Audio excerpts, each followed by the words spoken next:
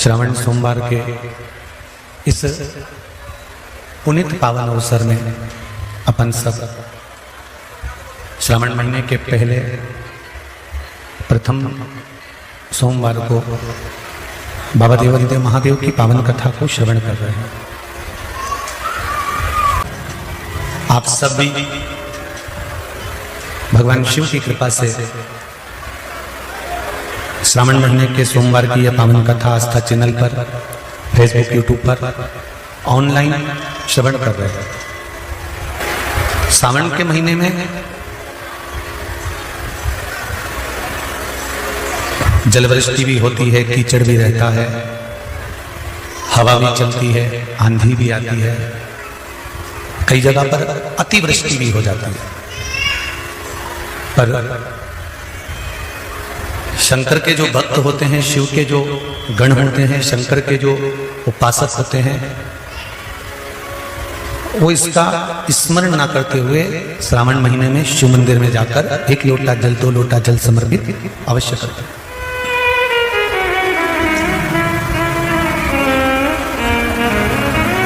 हम जो भाव लेकर भगवान का भजन करते हैं, देखो कितनी कितनी दूर से आप लोग यहाँ पधारे हो, कथा तो ऑनलाइन है, इसके बाद भी अगर आप बाबा के धाम पहुंचे हो, 15 मिनट भी अगर आप यहाँ बैठे हो या 20 मिनट भी आप बैठे हो, तो दिल से शिव महापुराण के कथा को श्रवण करना, जिससे जो आशा लेकर आप यहाँ पधारे हो, बाबा देवादिदेव महादेव आपकी मन की मुराद पूर्ण करके 3 महीने में आपको वापस यहाँ बुला। अविरल भक्ति और मुक्ति का केंद्र बिंदु है शिव महापुराण की कथा।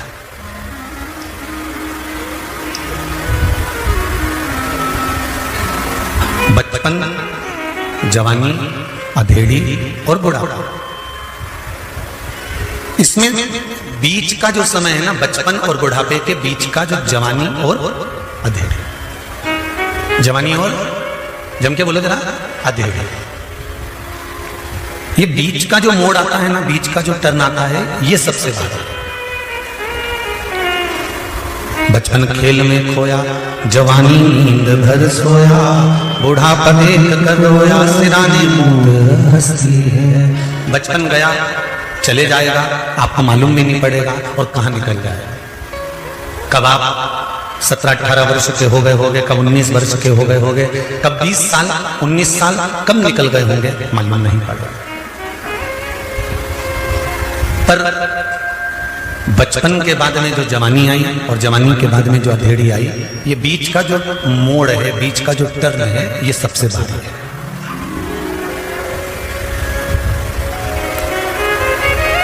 जितनी भी लूटपाट होती है ना, वो कहते हैं ना, हम तो रास्ते से जा रहे थे और बीच में किसी ने हमको लूट लिया। बोलो सही है कि गलत है?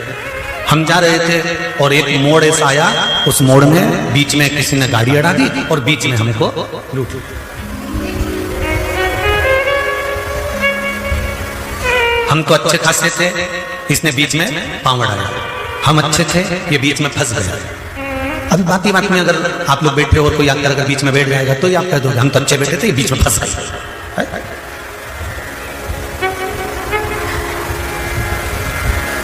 हम तो बढ़िया इंदौर जा रहे थे, भोपाल जा रहे थे, बीच में एक मोड़ आया, वहां बीच में किसी ने गाड़ी रोकी और बीच में हमारी गाड़ी पूरी की पूरी लूटी। ध्यान देना जरा, ये शब्द जो आता है ना कि बीच में गाड़ी लूटी गई, बीच में हमारे फंस गए, बीच में टांग अड़ा दी, बीच में हिस्सा कर दिया, हमारे बीच में क्यों बोला, ये बीच में जो शब्द है, ये कोई ऐसे ही शब्द नहीं है। ये बचपन और बुढ़ापे के बीच के जो 2 शब्द हैं, जवानी और अधेड़ी, बस ये जो है बीच में, ये हमारी जिंदगी को संवार भी देता है और ये हमारी जिंदगी को बिगाड़ भी देता है। ये बचपन अगर निकल गया, जवानी आ गई, जवानी अगर परमात्मा के चरणों में निकल गई, भगवत स्मरण में निकल गई, अपने नित्य कार्य में निकल गई, अधेड़ी तुम कमाओ, मना नहीं है। कभी भी इस व्यासपीठ से हमने ये नहीं बोला कि तुम तुम्हारी दुकान छोड़ दो। बोला कभी? इतनी कथा तुम लोगों ने सुनी होगी, कभी नहीं कहा कि दुकान छोड़ दो, कभी नहीं कहा कि तुम तुम्हारा व्यापार बंद कर दो, कभी नहीं कहा। इतनी कथाओं में आज तक भी आपसे ये नहीं कहा गया कि तुम कथा सुनने यहाँ आओ। बोला क्या? इतनी कथा करी, उसमें एक ही बात कहा कि अपने घर पे बैठ के सुनो और जब तुम्हारा काम हो जाए तब बाबा को धोख लगाने आओ। और ये नहीं किया कि कथा सुनने आओ। फिर क्यों आई? वो भी तो समझ में आए। और जजमानों से भी पूछ सकते हो कि दोनों बैठे हैं दुबे जी और बरवन जी, आप इनसे पूछो रामकिशोर जी से और ये दुबे जी से कि इनसे क्या कहा था कि तुम आना, तुम्हारी धर्म पत्नी को लाना, तुम्हारे बच्चों को लाना और ज्यादा से ज्यादा 5-6 लोग। बोला कि नहीं बोला? इससे ज्यादा मत लाना। पर इनका जिसके प्रति दिल होगा, इनका जिसके प्रति भाव होगा, इन्होंने धीरे से फोन लगा के कह दिया होगा काका जी आ जाना, बुआ जी आ जाना। उसी तरह हम तो मना कर देते हैं, पर भोलेनाथ जी पर जिसका दिल होगा तो उसको तो फोन लगा के बोला ही होगा। हमारे कहने से क्या होगा? लगन तुमसे लगा बैठे जो होगा देखा जाएगा, और तुम्हें अपना बना बैठे जो होगा देखा जाएगा। दिल उससे लगा, उसका स्मरण। शिव महापुराण की कथा में भगवान शंकर ने बारंबार कहा है, पार्वती जो मनुष्य अपने कर्म को करता है और कर्म की ओर आगे बढ़ता चले जाता है, जैसे नंदी मुझे देखता रहता है और अपने कर्म में लगा रहता है, जो व्यक्ति अपने लक्ष्य को निश्चित कर कर चलता है और अपना कर्म करता रहता है, पार्वती उसको मंजिल तक पहुंचाने की जवाबदारी मेरी होती है, फिर उसको मंजिल में दे देता है। गीता में भी भगवान कृष्ण ने कहा कि कर्म प्रधान है, तुम कर्म करिए।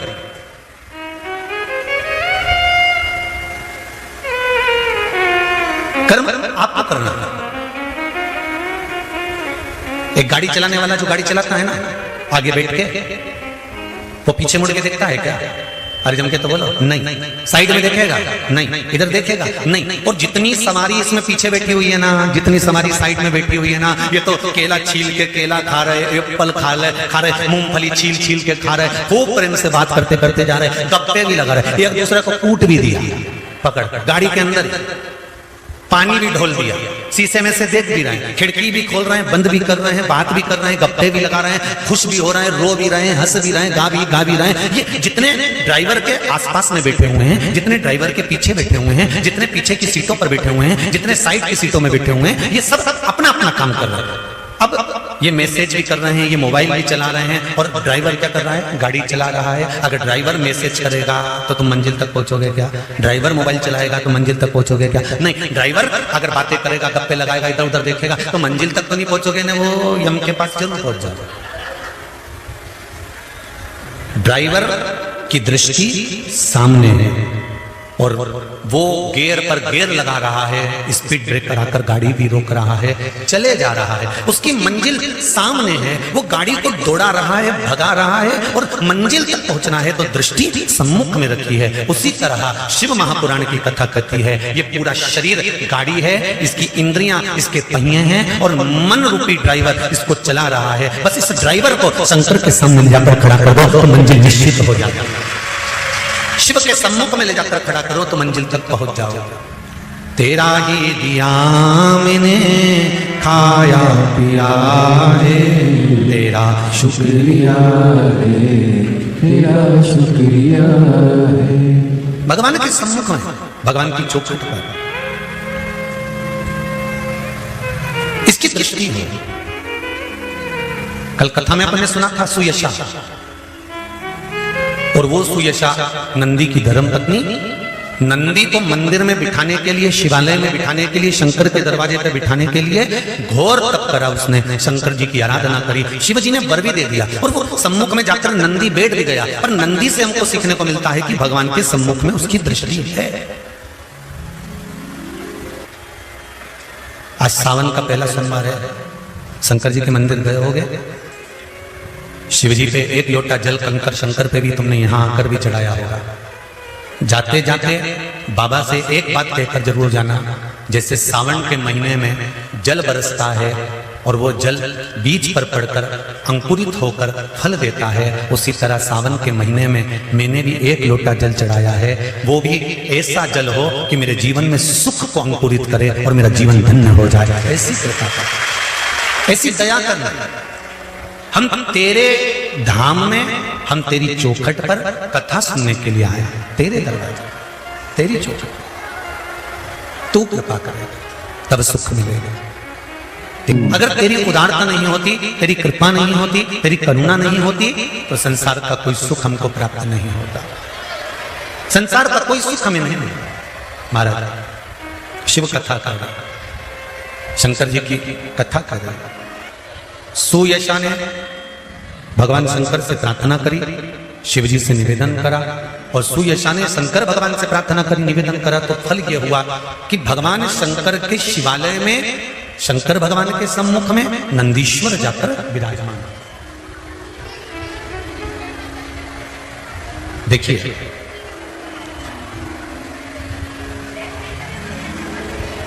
बचपन में गोदड़ी गंदी करोगे तो मां धो देगी। अरे बोलो तो जम के, सही है। बचपन में अगर गोदड़ी गंदी करोगे तो मां, बोलो जम के जरा, मां धो देगी।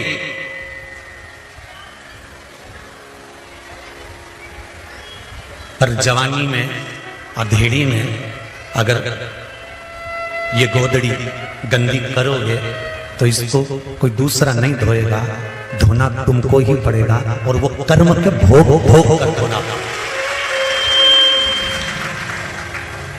बचपन की गोदड़ी को मां धो सकती है, बचपन की गोदड़ी को पिता धो सकता है, पर एक बात और सरलता में समझिएगा, अनायास, अचानक तुम्हें ज्ञान नहीं था, अज्ञानी थे, और अज्ञानी होने के बाद में अगर आपने कोई कर्म कर दिया, बेकार काम कर दिया, तो वो अज्ञानता में करा, उसका कोई दोष तुमको नहीं लगेगा। पर मालूम पड़ने के बाद अगर आप कुछ गलत कर्म करते हो तो उसका तो दोष लगेगा ना, उसका तो दोष मान्य होगा। सारी दुनिया को मालूम है कि जन्म हुआ है तो मरना निश्चित है। सारी दुनिया को मालूम है कि बचपन आया है तो जवानी भी आएगी, और जवानी आया है तो बुढ़ापा भी आएगा, अधेड़ी भी आएगी, ये निश्चित है, इसको कोई टाल नहीं सकता।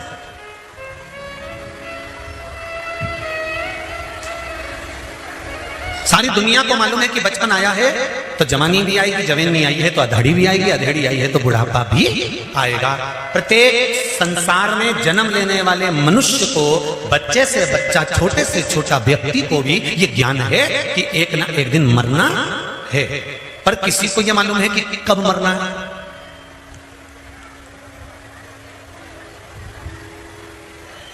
किसी को यह अंदाजा है कि कब प्राण छोड़ना है।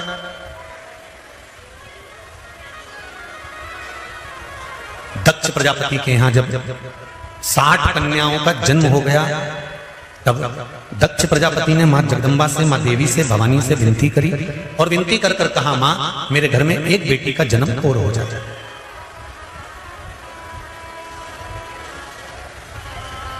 मेरे घर में एक बेटी और जन्म ले। मां देवी ने कहा, बेटी कहां जन्म लेने जाएगी और कहां मैं बेटी ढूंढने जाऊंगा? दक्ष प्रजापति, तेरे घर में स्वयं में आद्य शक्ति दुर्गा भवानी तेरे घर में बेटी के रूप में जन्म लेगी, और सती के रूप में दक्ष प्रजापति के घर में माता पार्वती का स्वरूप जो था सती के रूप में जन्म ले लिया। अब सती मैया प्रकट हो गई। सती मैया जब धीरे धीरे धीरे धीरे धीरे धीरे अवस्था हुई, और माता सती ने जब अपनी युवानी अवस्था धारण करी, जब माता सती कुछ अवस्था बड़े हो जाती हैं, कुछ तरुणाई अवस्था में माता आ जाती हैं, तब माता ने एक दिन अपनी मां प्रसूति से एक प्रश्न किया।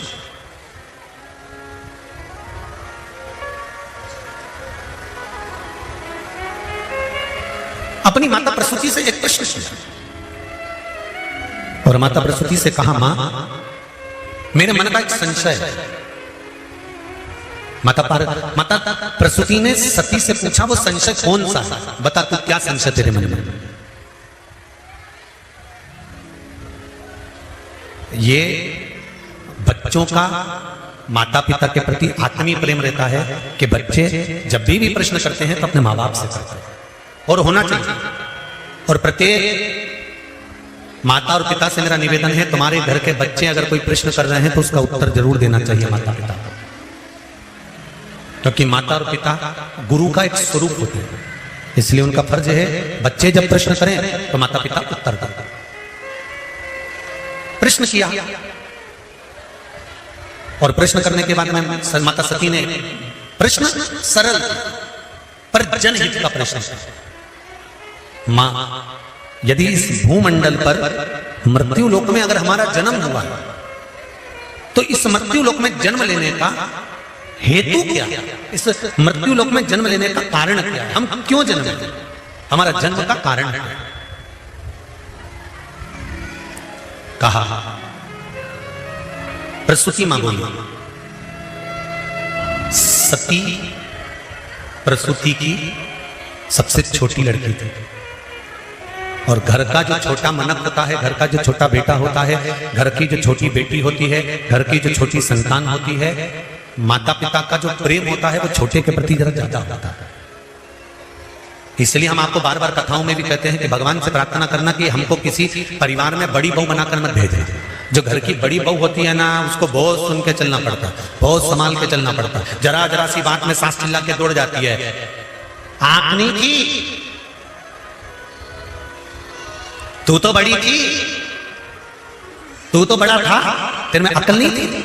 और घर की जो छोटी बहू होती है ना, वो थोड़ा सा भी काम बिगाड़ देती है ना, तो भी सास के मुंह से नहीं निकलता, छोटी है, छोटी, अभी तो छोटी है, अभी अभी कोई इसमें अक्ल है, अभी अभी तो आई है, शादी हुई है, नई नई आई है, उसमें अक्ल है। और फिर बड़ी बहू इतना कह दे कि हम ब्याह कर आए थे, शादी कर आए थे, तो 6 महीने में हमको तो कह दिया था कि तुम इतनी बड़ी आई हो, काम करो। और वो अब छोटी है, 2 साल में भी, 4 साल में भी, 6 साल में भी, छोटी हमेशा छोटी ही रहती है, छोटी हमेशा छोटी है और बड़ी हमेशा बड़ी ही रहती है। वो कोई भी काम अगर बात अगर कुछ भी जरा से भी मेहमान ज्यादा आ गए ना, तो कहा किससे जाता है, तू तो बड़ी थी ना, कम से कम पहले तुझको आना चाहिए। उसकी नींद नहीं खुली, वो तो छोटी थी, पर तू तो समझदार थी, तू तो बड़ी थी, तू आ जाती ना उतर कर। जितनी भी जीजियां कथा सुन रही ना, भगवान से प्रार्थना कर लेना, बोले ना अगली बार हमको छोटा बना कर भेज दे, बड़ा नहीं। छोटे बनने में फायदा है, बड़े बनने में कोई फायदा नहीं है। ऐसा बड़ा बनना तो बड़ा बेकार काम है। कोई हमसे पूछे ना, तो हम तो स्पष्ट कह दें जिंदगी में कि कभी बड़े मत बनना। ट्रेन में सफर भी करो और बाथरूम भी जाओ ना, तो 4 वीडियो बनाने वाले मिल जाते हैं कि महाराज गए हैं तो फोटो खींचे थे। अब ये स्थिति, पंडित जी सत्य कह रहे हैं महाराज। अगर छोटे हो ना, कहां जा रहे हो, कहां आ रहे हो, क्या कर रहे हो, क्या बोल रहे हो, कोई मतलब नहीं रहता। पर जब आप बड़े बनते चले जाते हैं, तो आप क्या बोल रहे हो, किसके लिए बोल रहे हो, कैसे बोल रहे हो, आपने क्या बोला, वो सारी चीजें निकाल के रख ली जाती है कि कैसे बोला, क्यों बोला, किसके लिए बोला, कहां खड़े थे, कहीं ठेले पे खड़े होकर हाथ ठेले पर चाउमीन तो नहीं खा रहे थे, कहीं पानी पतासा तो नहीं खा रहे थे। बड़े जब बन जाते हैं तो बड़ा ध्यान रखना है। पर छोटे में कोई ध्यान रखना है क्या? नहीं। शिव महापुराण की कथा कर रही है, जब तक तुम छोटे हो, तुम्हारी गोदड़ी अगर गंदी भी कर दोगे तो उसको मां जम के बोलो जरा धो देगी। अगर बचपन में गोदड़ी गंदी करी तो मां धो देती है, पर जवानी में, अधेड़ी में अगर कोई शरीर गंदा हो गया, ये गोदड़ी गंदी हो गई, तो इसको मां नहीं धो सकती। इस गोदड़ी को तो फिर हमें खुद को धोना पड़ेगा, क्योंकि बच्चा जब बड़ा हो जाता है तो मां भी कह देती है थप्पड़ मार के, इतना बड़ा हो गया अभी भी गंदगी कर रहा है, चल अपने कपड़े खुद धो। बोलो सही है कि गलत है? उठा अपनी पैंट धो के ला, उठा अपना चड्डा धो कर ला, उठा अपना शर्ट धो के ला। अब तो तू बड़ा हो गया, अपने कपड़े तो खुद धो सकता है। जब छोटे थे तब मां धोती थी, जब बड़े हो गए और अगर कपड़ा गंदा हो गया, गोदड़ी गंदी हो गई, तो उसको कोई नहीं धोएगा, धोना तुमको पड़ेगा। उसी तरह बचपन का किया गया कर्म भगवान माफ कर सकता है, पर जवानी और अधेड़ी में किए गए कर्म को भगवान माफ नहीं करता, उसे भोगना ही पड़ता। एक बात का स्मरण रहे आपको, जब कर्म का दंड हमको भोगना है तो शिव महापुराण की कथा कहती है, भगवान शंकर की कथा कहती है, शिव तत्व कहता है कि इस कर्म के दंड को भोगने में मेरे भोलेनाथ जी की शरणागति को पकड़ लेना चाहिए। उससे क्या होगा, क्या होगा उससे? तो कहा दुख जब सामने आकर खड़ा भी होगा ना, और आप मन से श्री शिवाय नमस्तु,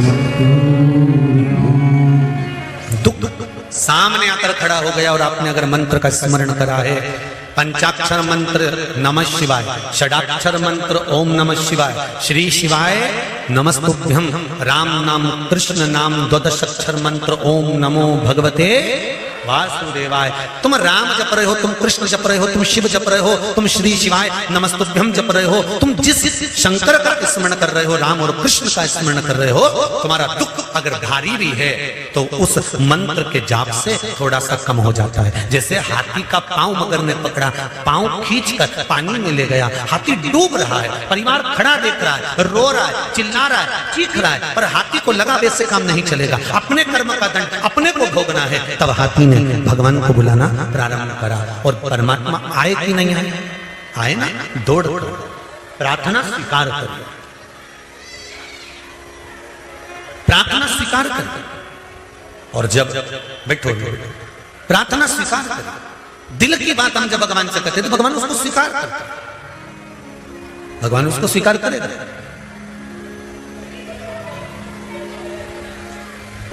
साल, 2 साल, 4 साल, 6 साल में आप भी प्रयास करा करो, पतली पतली बत्ती बनाकर 108 गिनकर घी में जब उसको पूरी बांध लो, घी में भिगो कर रख लो। कोई घर में विशेष कार्य हुआ या कहीं तीर्थ गए, कहीं गंगा जी के घाट पर गए, सरयू, मंदाकिनी, नर्मदा, गोदावरी, क्षिप्रा आदि आदि के घाट पर गए तो उस बत्ती को प्रकट कर कर जलाकर रख दिया।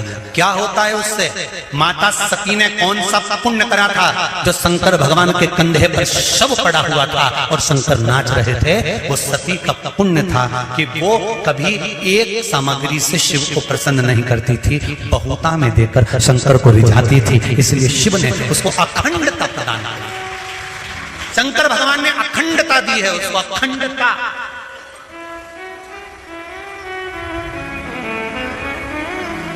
वल्ली देवी ने एक कलश, देवसेना ने एक कलश, भाग विभाजित हो गए थे, भाग विभाजित।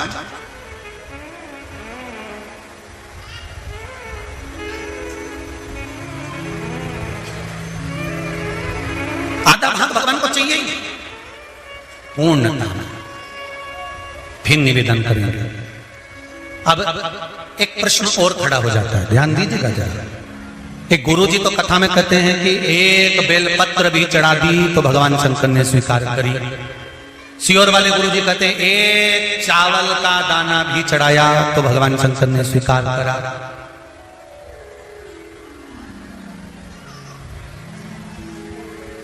इसका क्या भाव है? इसका क्या भाव,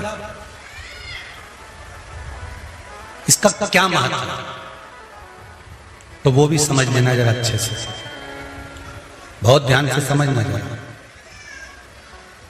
बाती शंकर जी के मंदिर के बाहर लगाई है। कहां लगाई है? मंदिर के बाहर। कपड़े दान करे मंदिर के बाहर। पंडित जी जब मंत्र बोलते हैं तो कहते हैं एक बेलपत्रम, एक बेलपत्र मात्र, एक चावल का दाना।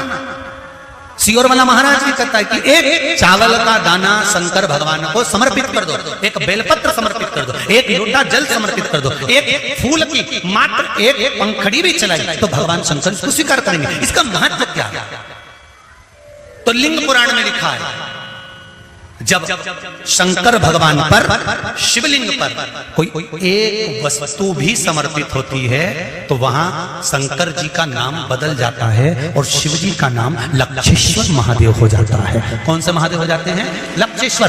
शंकर भगवान को जब एक चावल का दाना, एक वस्तु, एक सामग्री शिव को समर्पित करी जाती है, वहां शंकर लक्षेश्वर महादेव हो जाते हैं। लक्षेश्वर का मतलब क्या होता है कि एक बेलपत्र समर्पित करी तो शंकर भगवान ने उस बेलपत्र को 1,00,000 बार स्वीकार कर लिया, एक चावल के दाने को 1,00,000 बार स्वीकार कर लिया। शंकर भगवान लक्षेश्वर महादेव बन गए। लाखों की संख्या में शंकर भगवान के स्वरूप वहां पर प्रकट कर गए।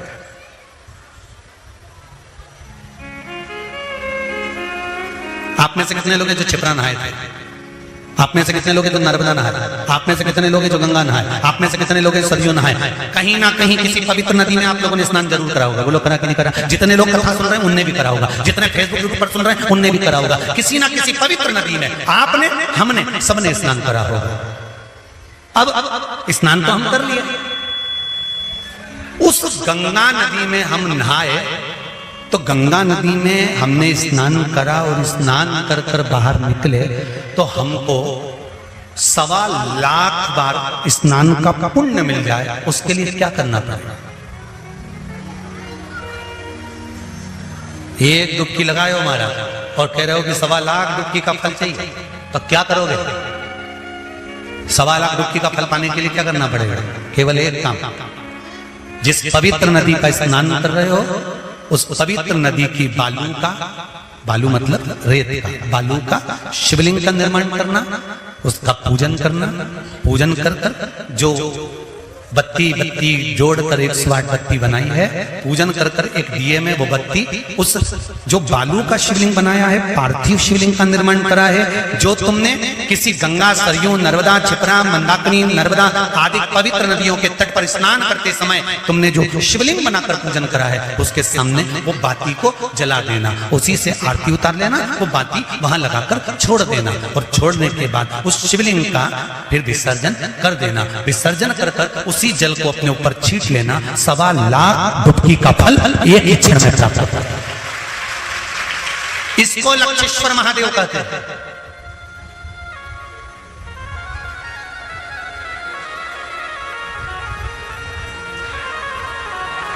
इसको लक्षेश्वर महादेव कहते हैं। महाराज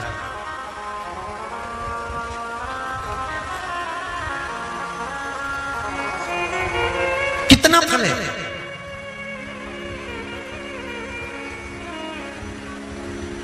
एक चावल का दाना समर्पित करने का कितना फल है? एक बेलपत्र समर्पित करने का कितना फल है? एक पुष्प की एक पंखड़ी समर्पित करने का कितना फल है?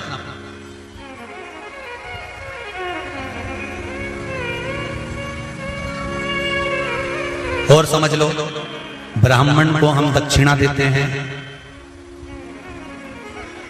भांजा भांजी को हम भेंट देते हैं, बहन बेटी को हम कुछ रुपए देते हैं।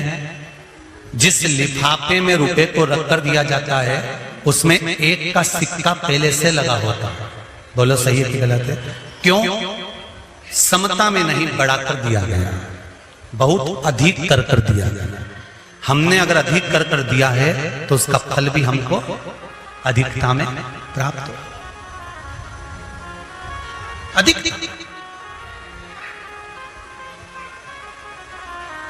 वो तो कहीं कहीं का होता है जो सोच विचार में थोड़ी गड़बड़ी कर सकता है। एक हमारे मित्र हैं, एक जगह जन्मदिन पर गए तो वहां उन्होंने जन्मदिन पर उन्होंने 5 रुपए लिफाफे में रखे। तो हमने कह दिया, क्यों रे ओ प्रकाश, उसके यहाँ जन्मदिन पर जा रहा है और 5 रुपए रख रहा है? तो क्या हमने जन्मदिन मनाया था 8 साल पहले, तब उसने भी तो 5 रुपए रख के दिए थे। तो हमने कहा 8 साल पहले 5 रुपए की मात्रता थी, अब तो 5 का 10 हो गया, तो 10 तो दो।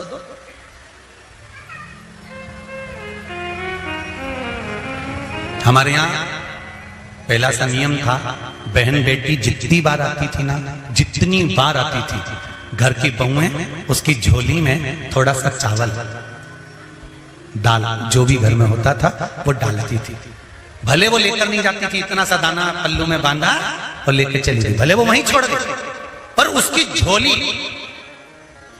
कभी खाली कर नहीं भेजते थे। आप में भी जितने लोग बैठे ऐसा नियम पहले था। अब आज का जमाना तो बड़ा विचित्र हो गया कि बहन बेटी से आस लगाकर बैठते हैं। जैसे ही आई तो पहले सोचते हैं राखी पे कितने भतीजों के कपड़े लेके आई है, कितने भाई के कपड़े लेकर आई है। अब तो आस लगा कर बैठते हैं कि ये लाई होगी। और भाई और भाभी को बहन से आस नहीं लगाना चाहिए, भाई और भाभी को तो बहन लेकर आए चाहे ना आए। फर्ज हमारा है कि हमारे दरवाजे से हमारी बहन बेटी खाली ना जाए, तो हमारा दरवाजा भी कभी खाली नहीं होगा।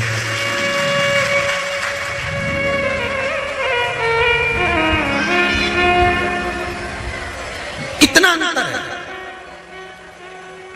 कितना।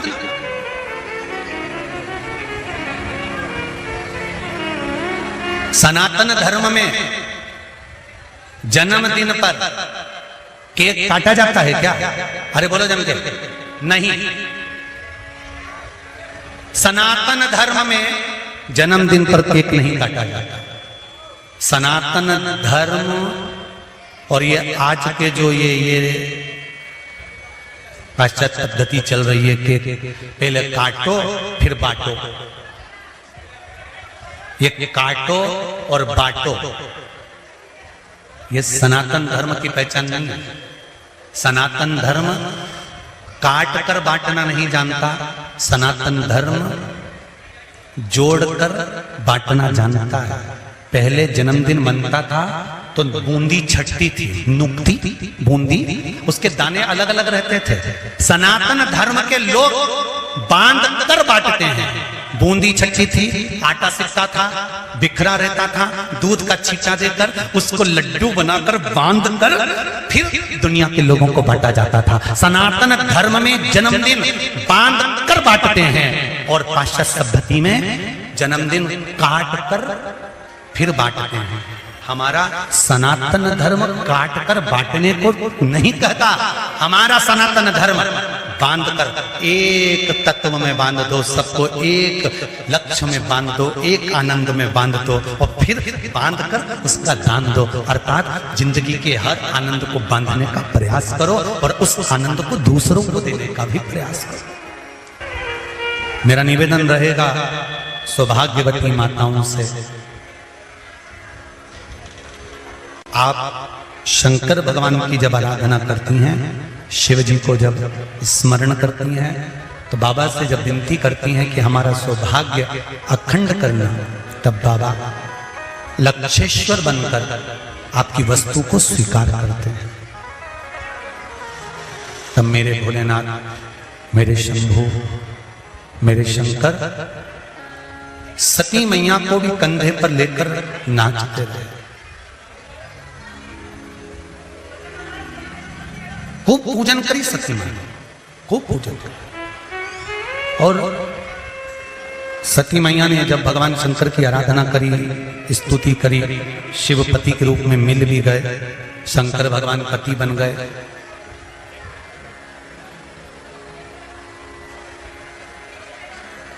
दक्ष प्रजापति का मन नहीं था सती और भगवान शंकर की शादी करने का। हिमालय राज का मन नहीं था माता पार्वती से शंकर भगवान का विवाह करने का।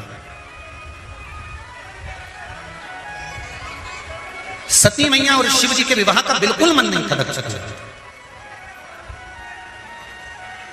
जैसे आप हो वैसे दक्ष प्रजापति, आपकी भी तो बहुत सारी चॉइस है। बिजनेस वालों को नहीं दूंगी लड़की, कहां जाएगा जी? सती मैया शिव जी की आराधना कर रही है। दक्ष प्रजापति ने समझा दिया मैं शंकर के साथ नहीं भी आऊंगा। सती मैया ने कह दिया क्यों, कमी क्या है? शिव में कमी क्या है?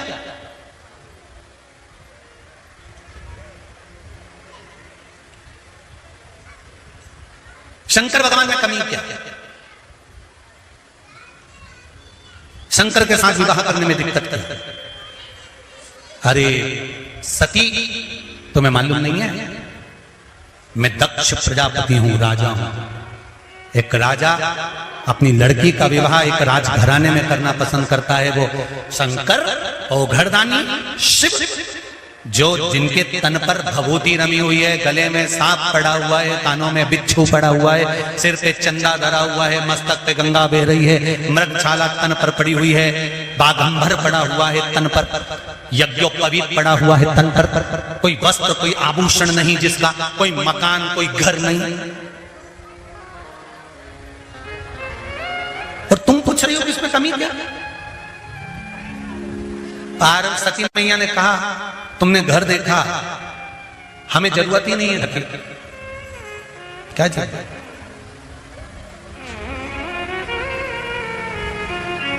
बहुत एक छोरा छोरी गार्डन में बात कर रहे थे, एक बार अपनी शादी तो हो जाए। छोरी बोली पूरे घर को स्वर्ग बना दूंगी, पूरे घर को स्वर्ग बना दूंगी। एक बार शादी तो हो जाए, मैं पूरे घर को स्वर्ग बना दूंगी।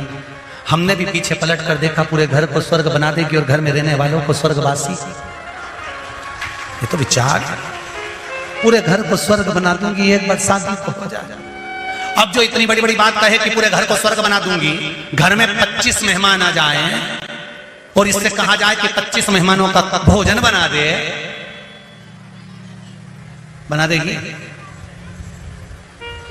घर की मां को निकलकर बाहर आना पड़ेगा।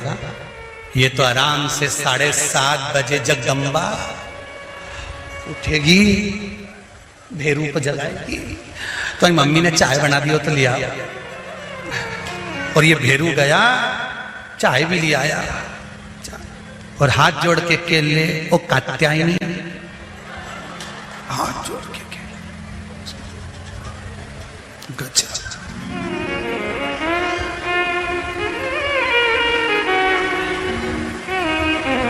कई घर की माताएं तो आश्चर्य में पड़ी रहती है, मेरा छोरा शादी के पहले ऐसा था, शादी के बाद ऐसा हो गया। तुमको समझा दो, मोड़ बन रहा था सिर पे, टर्निंग पॉइंट आ गया।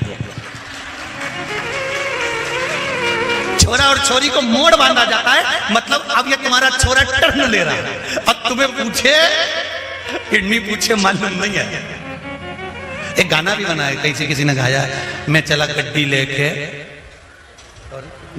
क्या है,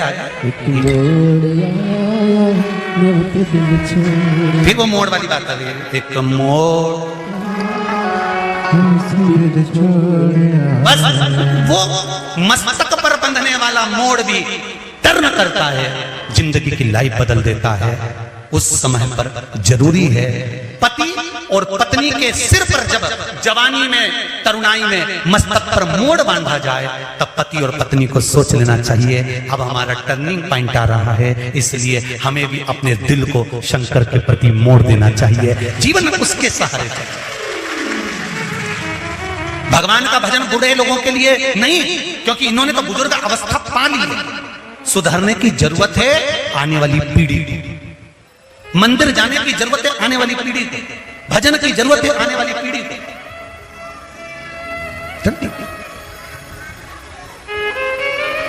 क्या है शिव? कई लोग कहेंगे शंकर में ऐसा क्या है? हमने तो पूरी शिवपुराण पढ़ ली, हम तो घर में गीता प्रेस गोरखपुर की शिवपुराण लेकर आए। महाराज इतनी सारी बात बताता है, उसमें तो इतनी बात तो मिलती नहीं है, हम तो ढूंढ ढूंढ के थक गए।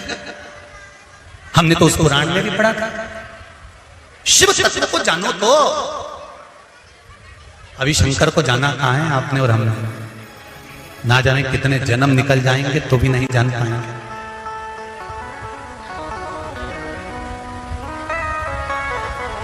शंकर को जानना सरल। कई लोग कहेंगे बताओ, ना जाने कहां कहां की कथा बाज दे, ना जाने कहां की कथा है, बताओ क्या भाव, दिल के हृदय के भाव।